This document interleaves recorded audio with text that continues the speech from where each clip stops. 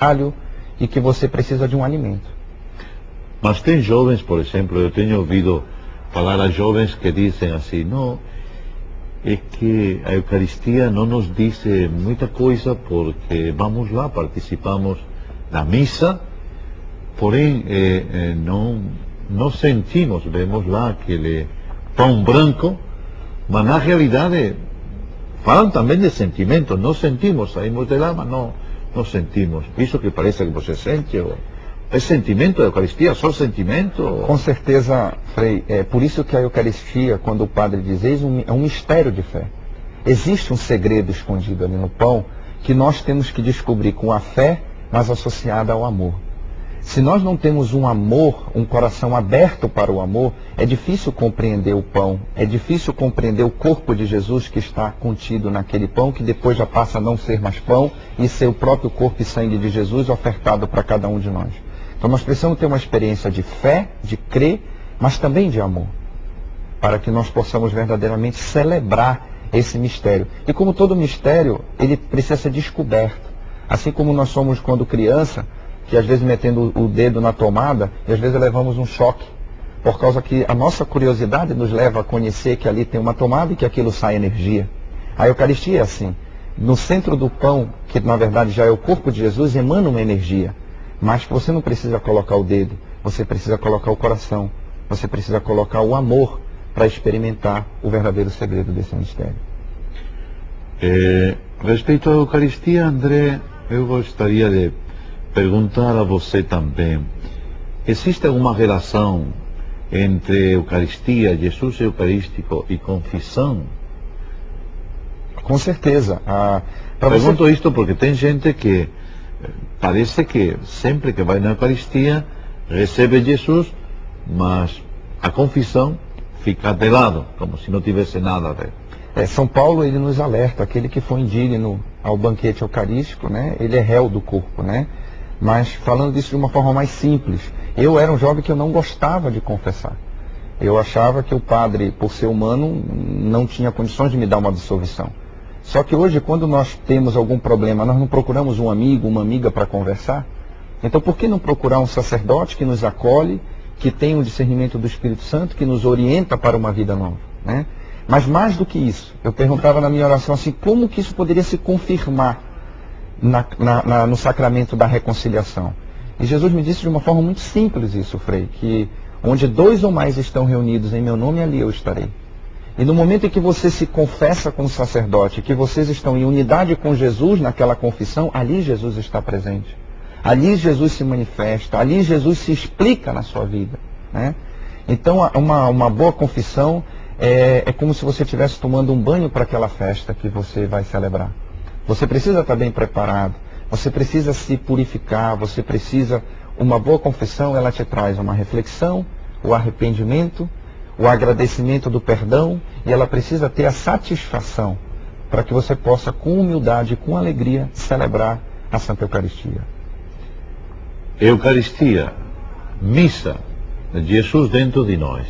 Que relação tem a ver o fato de eu receber Jesus na Eucaristia com a vida, com o dia a dia que eu vou depois experimentar no meu trabalho, na minha família? Uma das coisas que eu vejo assim mais interessantes, que me apaixonam na Eucaristia, eu acredito que na Eucaristia nós conseguimos transformar os 3 líquidos do nosso corpo, que são o sangue, o suor e as lágrimas. O sangue, porque ele lembra muito a família. Quando nós dissemos assim, eu tenho o mesmo sangue do meu pai, é porque eu sou da mesma família, sou da mesma genética que o meu pai, né? Na Eucaristia nós temos que colocar a nossa família no momento do ofertório. Eu coloco no corpo e sangue de Jesus as minhas alegrias, mas as dificuldades também que eu tenho dentro da minha família, com meu pai, com a minha mãe, com os meus irmãos, com os meus parentes, meus avós, enfim. Mas também é o momento de você colocar esse sangue da tua família. Quando você está numa igreja, por exemplo, que a sua família não está presente, coloque a sua família que não pôde estar presente naquela missa. E você vai ver a transformação que isso vai acontecer. Uma dificuldade de perdão, uma reconciliação de pais que estão se separando. Isso tudo é família.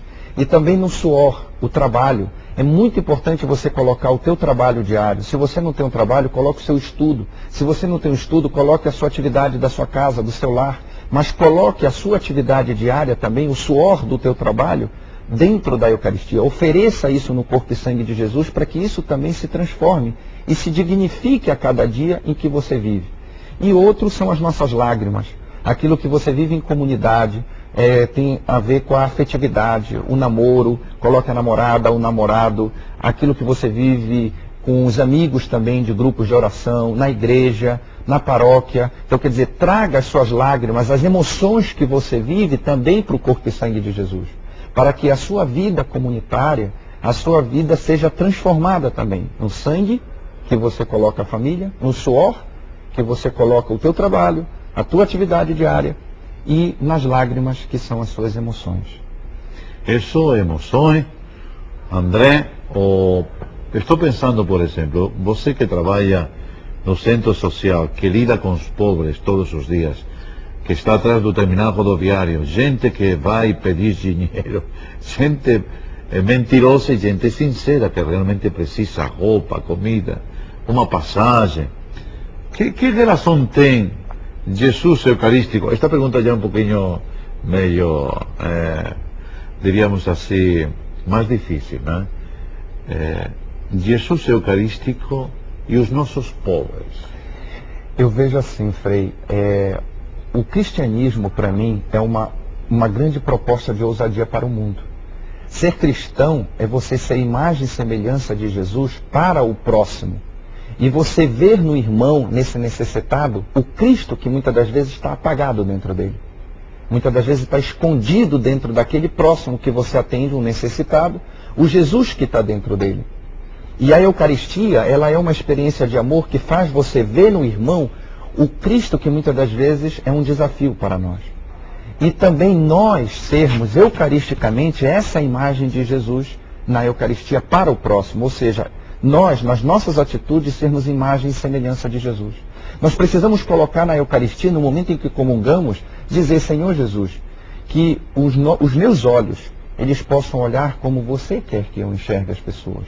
Que o meu gesticular, como eu estou gesticulando aqui no vídeo, ele possa ser um reflexo de uma atitude de um coração que te ama. Que o meu falar seja um falar que seja semelhante ao teu. Que o meu coração seja um coração que seja semelhante ao teu. A Eucaristia, no meu contato com a família, no meu contato com o ser humano, com o próximo, com o necessitado, é essa Eucaristia que me transforma no amor.